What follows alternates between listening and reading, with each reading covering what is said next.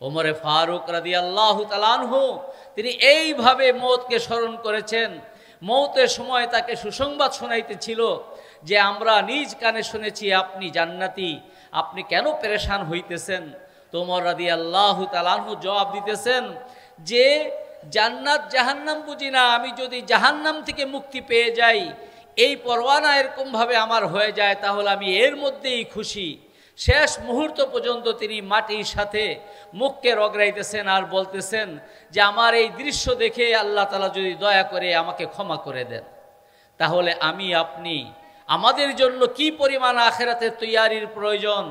আল্লাহ সুবহানাহু ওয়া তাআলা জিন্দেগি একটাই আমাদেরকে দান করেছেন। আমাদেরকে আল্লাহ তাআলা যতদিন হায়াত আছে আখিরাতের তৈয়ারির সুযোগ দিয়েছেন। বিশেষ করে বলবো যে যেই শাবান মাস চলতেছে, এরপরই রমজান। হুজুরে পাক সাল্লাল্লাহু আলাইহি ওয়াসাল্লাম 2 মাস আগে থেকেই রমজানের প্রস্তুতি গ্রহণ করতেন। রজব মাস থেকেই হুজুরে পাক সাল্লাল্লাহু আলাইহি ওয়াসাল্লামের প্রস্তুতি শুরু হয়ে যাইত। এটা উম্মতকে এই তালিম দেওয়া, দেখো এই অল্প সময়ে তোমার আখিরাতের অনেক পুঁজি সংগ্রহ করতে হবে, তোমার কবরের সামানা তোমার জীবন থেকেই তৈরি করে নিতে হবে। হজরতে ঈসা আলাইহিস সালামের জামানায় তার কিছু লোক এরকমভাবে আয়েশা বলল যে আপনার উপর আমরা ঈমান আনব যদি আপনি আমাদেরকে জানায় দেন যে শাম বিন নূহ এক নবী ছিলেন, 4000 বছর আগে ইন্তেকাল করেছেন, তাকে যদি জীবিত করে আমাদের সামনে দেখাইতে পারেন, তাহলে এরকমভাবে কি আপনাকে নবী হিসাবে মেনে নিব। হজরত ঈসা আলাইহিস সালাম 2 রাকাত নামাজ পড়ে আল্লাহ তাআলার দরবারে হাত উঠায়া দোয়া করে বললেন যে কুম বিইজনিল্লাহ। কবর ফেটে এরকমভাবে কি শাম বিন নূহ এরকমভাবে দাঁড়িয়ে গেলেন। তো তারা বললেন যে হ্যাঁ, আমরা আমাদের কিতাবের মধ্যে যা পেয়েছি বর্ণনা, শাম বিন নূহ এরকমই ছিল, কিন্তু তার চুল আর দাড়িগুলো তো এরকমভাবে কালা ছিল। নওজোয়ান বয়সেই তার ইন্তেকাল হয়েছে, তার চুল কিভাবে সাদা হলো?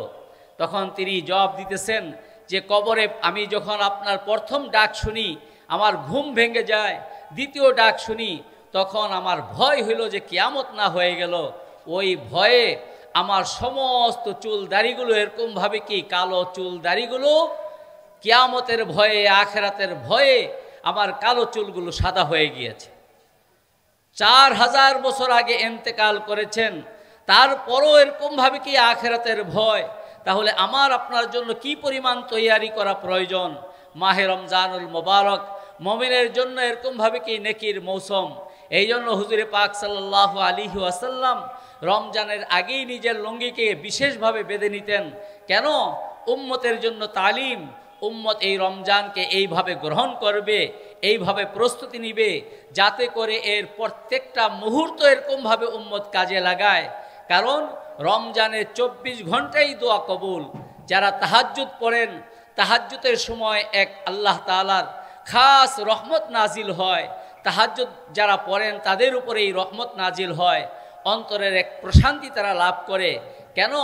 ওই সময় আল্লাহ তাআলা প্রথম আসমানে আইসা বান্দাদেরকে ডাকতে থাকে, কে আসো ক্ষমা প্রার্থী, আমি তোমাদেরকে ক্ষমা করব। কে আসো রিজিকের অন্বেষণকারী, আমি রিজিক দেওয়ার জন্য তৈয়ার। আল্লাহ তাআলা ডাকতে থাকেন। ওলামা একরাম বলেন, আর হাদিসের মধ্যে আসছে রমজানের প্রত্যেকটা মুহূর্ত আল্লাহ তাআলা এইভাবে ডাকতে থাকেন। সকাল বিকাল দুপুর রাত্র 24 ঘন্টার প্রত্যেকটা মুহূর্ত। তাহাজ্জুদের সময় যেরকম ডাকেন, রমজানের 24টা ঘন্টার প্রত্যেক মুহূর্ত আল্লাহ তাআলা এইভাবে ডাকতে থাকেন।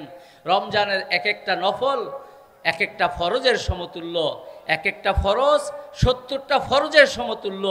এই জন্য এখন থেকেই আল্লাহ তাআলার কাছে খাসভাবে তওবা করে রমজানের তৈয়ারি করতে থাকি। যখন দিল থেকে তওবা করব, আল্লাহ সুবহানাহু ওয়া তাআলা আমার গুনাহ মাফ করবেন না। ফাউলাইকা ইউবাদদিলুল্লাহু সাইয়্যাতিহিম হাসানাত। আল্লাহ তাআলা গুনাহ মাফ করে ওই গুনার জায়গায় নেকি দ্বারা পরিপূর্ণ করে দিবেন। এই জন্য আমার সময় শেষ, আমি শুধু এই কথাটাই বলবো নিজেকে লক্ষ্য করে যে রমজানের প্রত্যেকটা মুহূর্ত আমরা খুব কাজে লাগাইব ইনশাআল্লাহ। এই নিয়ত করতে পারি না? আল্লাহ সুবহানাহু ওয়া তাআলা আমাদের সকলকে যেই কথাগুলো বলা হলো, শোনা হলো, এর উপর উত্তমভাবে আমল করার তৌফিক দান করেন।